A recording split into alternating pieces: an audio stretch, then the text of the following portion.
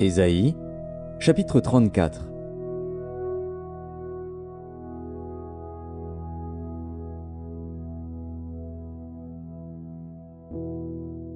Approchez, nations, pour entendre. Peuple, soyez attentifs. Que la terre écoute, elle et ce qui la remplit, le monde et tout ce qu'il produit.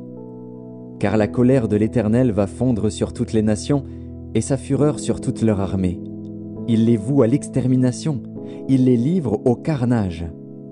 Leurs morts sont jetés, leurs cadavres exhalent la puanteur, et les montagnes se fondent dans leur sang.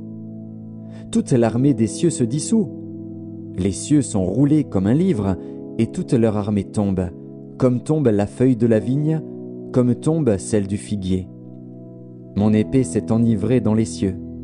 Voici, elle va descendre sur Édom, sur le peuple que j'ai voué à l'extermination pour le châtier.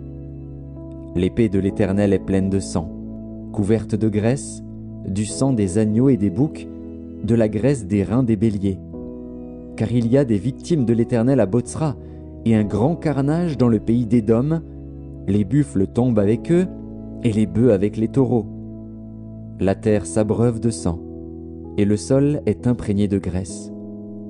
Car c'est un jour de vengeance pour l'Éternel, une année de représailles pour la cause de Sion.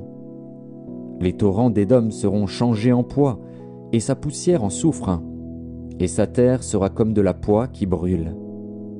Elle ne s'éteindra ni jour ni nuit, la fumée s'en élèvera éternellement.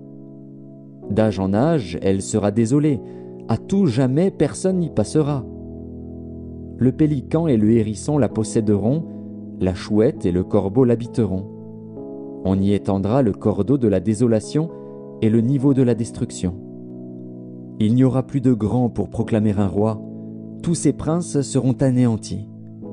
Les épines croîtront dans ses palais, les ronces et les chardons dans ses forteresses. Ce sera la demeure des chacals, le repaire des autruches. Les animaux du désert y rencontreront les chiens sauvages, et les boucs s'y appelleront les uns les autres. Là, le spectre de la nuit aura sa demeure et trouvera son lieu de repos. Là, le serpent fera son nid, déposera ses œufs, les couvera et recueillera ses petits à son ombre. Là se rassembleront tous les vautours. Consultez le livre de l'Éternel et lisez. Aucun d'eux ne fera défaut, ni l'un ni l'autre ne manqueront, car sa bouche l'a ordonné. C'est son esprit qui les rassemblera. Il a jeté pour eux le sort, et sa main leur a partagé cette terre au cordeau. Ils la posséderont toujours. Ils l'habiteront d'âge en âge.